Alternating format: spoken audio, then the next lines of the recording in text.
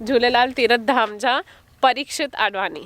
Thank U मूंखे हाणे तव्हां ऑडियंस खे हिक लाइन में ॿुधायो झूलेलाल तीरथ धाम छा आहे ऐं छो आहे।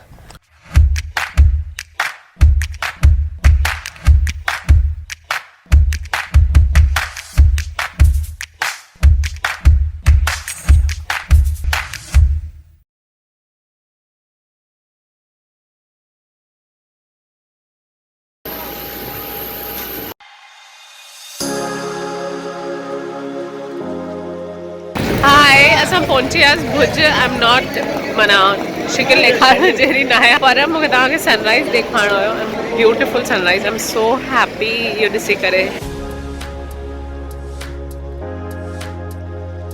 हाणे मूंखे पंहिंजे रूम में थो वठी वञे थोरो फ्रेशन अप थियण लाइ एंड इहो रूम हिल टॉप ते आहे। त I am so excited. Oh my God view ॾिसो।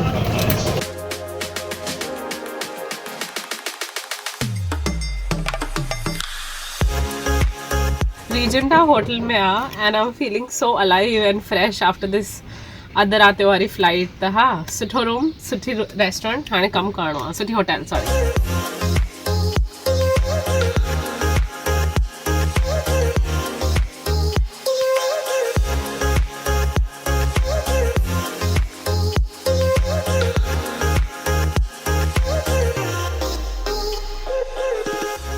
छा त लॻे थो रूम मस्त आहे ॾाढो। हाणे फटाफट तयारु थियणो आहे कम ते लॻणो आहे बट मूंखे हे लॻे थो अजरक जा पीस हिते लॻल आहिनि। हे वारा ॾाढा मस्त था लॻनि ऐं मूंखे न कांचनि जो कमु ॾाढो वणंदो आहे लाइक रियल कांचो प्लास्टिक वारा न। And I am going to show you my outfit of the day. त अॼु मां हे पातो आहे वॻो जेको मां तव्हांखे ब्लॉग में ॿुधायो जेको मां पाईंदमि। सो या that was my airport outfit. थोड़ी देर खां पोइ मिलूं था। बाय। हाणे असां नाश्ते लाइ आया आहियूं। हिननि जी रेस्टोरेंट आहे Zaika multi cuisine restaurant. Buffet breakfast आहे। ॾाढी सनस्क्रीन हई आहे। अचो मां तव्हांखे ब्रेकफास्ट ॾेखारियां। Beautiful buffet.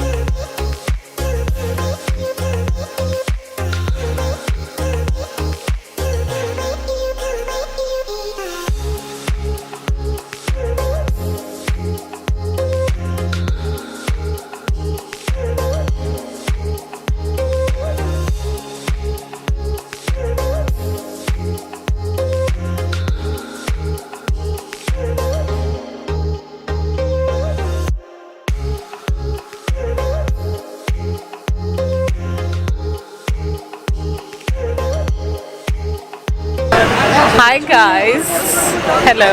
हाणे असां हाणे माना हाणे पिट स्टॉप कयो आहे असां भुज में ही थोरो टाइम फ्रेशन अप थियासीं होटल में। सॼी टीम मूंसां गॾु आहे। असां फाइनली झूलेलाल तीरथ धाम ॾिसण था वञूं। मां एॾी एक्साइटेड आहियां माना मां राति जो अधु मुनो कलाक सुम्ही आहियां कार में जंहिंमहिल एयरपोर्ट पे वञा एंड वरी पोइ फ्लाइट में अधु मुनो कलाक सुम्ही आहियां पर मूंखे लॻे ई नथो की मां ख़ाली कलाक ॿ सुम्ही आहियां। ईअं थो लॻे सुठी तरह निंड कई आहे। ॾाढी एक्साइटेड आहियां सची में छाकाणि त इहो आस्थान ॾिसण जो मुंहिंजो एॾनि सालनि खां सुपिनो हुयो एंड फाइनली हाणे उहो ॾिसण थो मिले। त आई एम सो एक्साइटेड। हितां जी काई त चांहि ॾाढी फेमस आहे। मां चांहि न पीअंदी आहियां नंढे हूंदे खां कॾहिं पीती न आहे त मां नथी पीआं पर हितां जी चांहि ॾाढी फेमस आहे त उहो पीअण असां बीठा आहियूं हाणे एंड वापसि वेंदासीं जर्नी ते।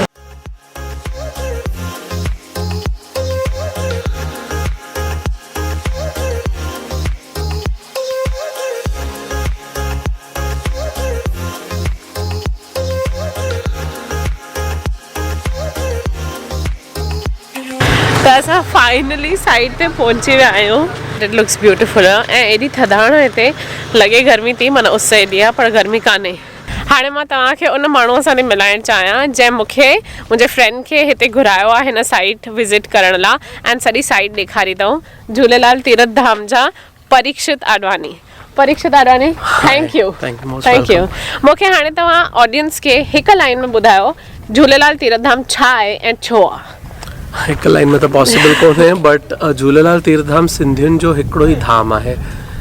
मंदिर सवे हज़ारे थी चुका आहिनि अञा अॻियां थींदा पर धाम हिकिड़ो ई थींदो उहो आहे झूलेलाल तीर्थ धाम। Sindhi culture language artifacts Indus valley जेको बि असांजो कल्चरल हेरिटेज आहे हर हिकु शइ जी सिग्निफिकेंस और उनखां इंस्पिरेशन खणी करे असीं इहो धाम ठाहियूं था. ओवरऑल तो जाम वॾो ई थींदो, बट फ़िलहाल हिकिड़ी नंढी शुरूआत हिते थी आहे ऐं होपफुली अॻियां हिन ॻाल्हि खे वधाईंदासीं. डेफिनेटली. हाणे असां ऑडियंस तव्हांखे हिन प्रोजेक्ट में कीअं था हेल्प करे सघनि, असां कहिड़े तरीक़े जो हेल्प था करे सघूं. हिकु फंड्स मॉनिटरी ऑफकोर्स डोनेशन्स खपनि. हिकिड़ो आहे हिन प्रोजेक्ट खे असां पंहिंजो मञूं, छाकाणि त इंडिविजुअल प्रोजेक्ट कान्हे, कम्युनिटी प्रोजेक्ट आहे. असां सभिनी लाइ थो ठहे ऐं असां सभिनीनि जे पैसनि सां थो ठहे, त of course it's a community project. पर जेके हे वीडियो ॾिसनि था उहे तव्हांखे कीअं था हेल्प करे सघनि हिन प्रोजेक्ट खे सक्सेसफुल करण में. बेसिकली ॿ शयूं आहिनि जेके रिक्वायर्ड आहिनि, right. One is funds obviously जेको आहे, and second is implementation of funds, right. असांखे मैनेजमेंट में डे टू डे ऑपरेशंस में हेल्प खपे. असांखे यंगस्टर्स जी इन्वॉल्वमेंट खपनि. वधि में वधि यंगस्टर्स अॻियां अचनि, इहो असांजो गोल आहे. छाकाणि जेको अॻे पीढ़ी असां लाइ छॾे वेंदी, उहो असां लाइ छॾे वेंदी, असांजे जनरेशन लाइ, नॉट फॉर जेके हाणे 80 इयर्स या 90 ओल्ड आहिनि. उन्हनि वटि नॉलेज आहे. They have the motivation, the inspiration, the knowledge about our culture. असां वटि छा आहे, एनर्जी आहे. we can utilize our energy. त असां पंहिंजी energy, whether it is contribution of funds, contribution of time, but फ़िलहाल immediate, absolute immediate is contribution by helping us raise awareness. जीअं तव्हां अवेयरनेस कराईंदा, जीअं तव्हां स्प्रेड कंदा ॻाल्हि खे, जीअं तव्हां पंहिंजी पार्टिसिपेशन ॾेखारींदा, whether it is simply Facebook, Twitter, Instagram kind of a thing, hashtagging, whatever else you can do in whatever little way, however small, it is never small. However small a part, you are a part. So might as well make the most of it. Thank you. Most definitely we are going to make the most of it. हाणे हीअ सॼी ॻाल्हि जीअं मुंहिंजो Sindhi film festival channel आहे, Sindhi cinema जे बारे में माण्हुनि खे ख़बर ई न हूंदी, त पोइ सिंधी सिनेमा खे फ़ाइदो छा आहे ऐं सिंधी फिल्मूं ठाहिण जो मतिलबु छा आहे.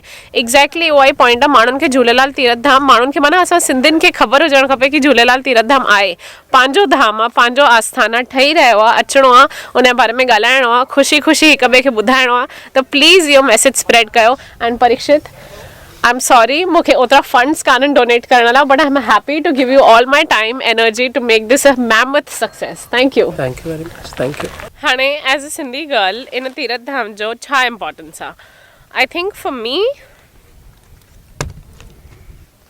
हाणे पहिरीं ॻाल्हि, जंहिंमहिल मां स्कूल में हूंदी हुअमि, सभु अलॻि अलॻि कास्ट जूं छोकिरियूं, मराठी, गुजराती, पंजाबी, सभु छोकिरियूं मुंहिंजो क्लासमेट्स रहंदियूं समर हॉलीडेज़ में, कि असां त पंहिंजे गांव था वञूं, पंहिंजे गांव था वञूं. ऐं मूंखे क्लियरली यादि आहे 3rd या 4th स्टैंडर्ड में मां अची करे मम्मी खां पुछियो घर में कि मम्मी असांजो गांव कहिड़ो आहे. एंड जंहिंमहिल स्कूल जा डॉक्यूमेंट्स असां भरींदा हुआसीं न पेपर वर्क, त हुन में नेटिव प्लेस बि लिखणो पवंदो. त नेटिव प्लेस मां हमेशह उल्हासनगर ई लिखंदी हुअमि, because where do I live, Ulhasnagar, native place Ulhasnagar.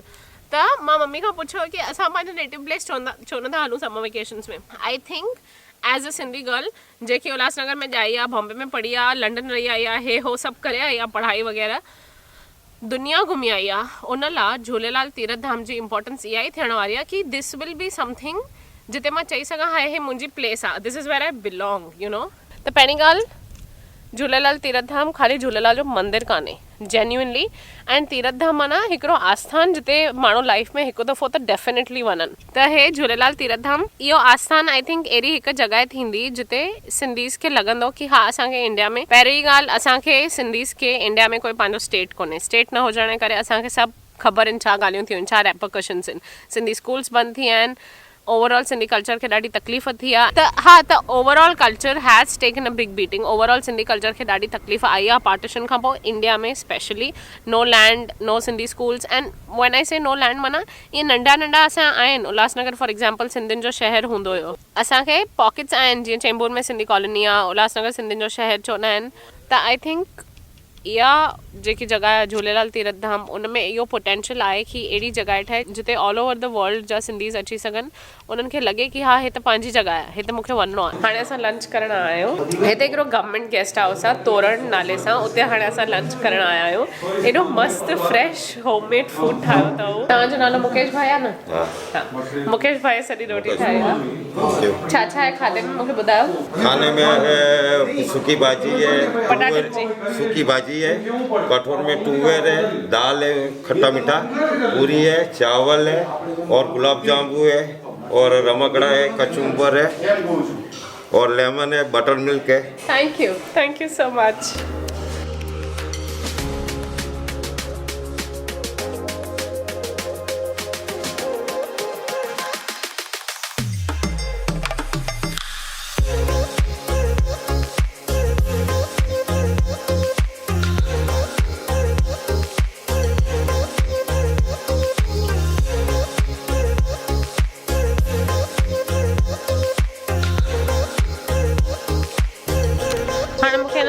Site visit त करायूं but the question still remains कि हे जेको आहे project which is a huge vision project I cannot call it a dream project छाकाणि त हे सपनो कान्हे कमु चालू थी चुको आहे but it's a mammoth project ॾाढो वॾो प्रोजेक्ट आहे त हाणे इन प्रोजेक्ट खे ख़तमु करण लाइ सॼी ॻाल्हि घुमी फिरी फंड्स ते ईंदी आहे पर आई वुड लाइक टू से कि ॻाल्हि ख़ाली फंड्स जी कान्हे छो छाकाणि त जेतिरा फंड्स इम्पॉर्टेंट आहिनि ओतिरो ई मैन पावर बि इम्पॉर्टेंट आहे माण्हू बि खपनि ख़ाली मनी पावर न हलंदो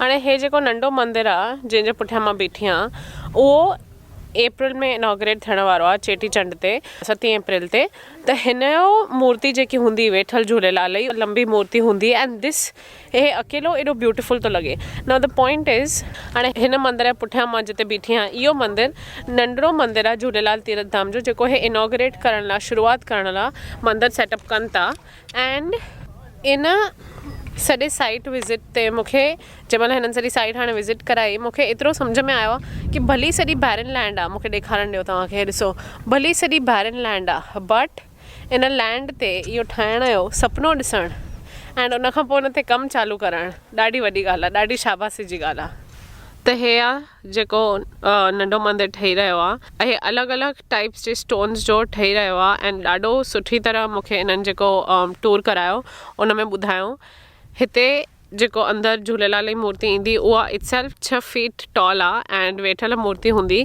त I am very excited to see कि हे कीअं थो लॻे फाइनली एंड जेकी ज़मीन आहे उहा काफ़ी हाल फ़िलहाल लॻे थी ख़ाली आहे पर हिन जो सॼो आर्किटेक्चरल प्लान ठही चुको आहे हिते हाणे वॉटर बॉडी ऑलरेडी आहे त कमु ॾाढो सुठी तरह चालू आहे मां त ॾाढी इम्प्रेस्ड आहियां हिन प्रोजेक्ट सां एंड आई रियली विश कि हे सपने मां रियलिटी जल्दी थिए इनफैक्ट चालू आहे थियणु त ॾाढो मज़ो थो अचे एॾो हार्डवर्क ॾिसी करे एंड एॾी प्लैनिंग ॾिसी करे मां तीर्थ धाम जो सभु डिटेल्स डिस्क्रिप्शन बॉक्स में विझंदीमांव त प्लीज़ उहे चेक कजो